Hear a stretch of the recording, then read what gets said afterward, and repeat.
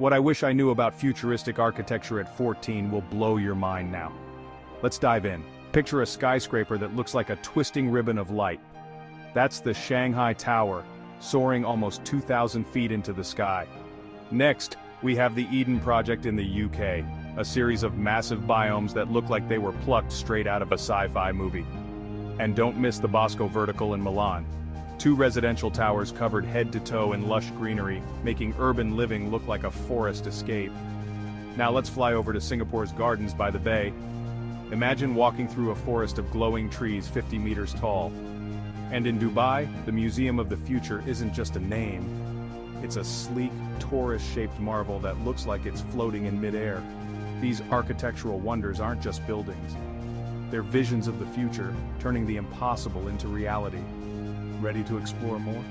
Hit that like button and subscribe AK Mobile Palace to learn more.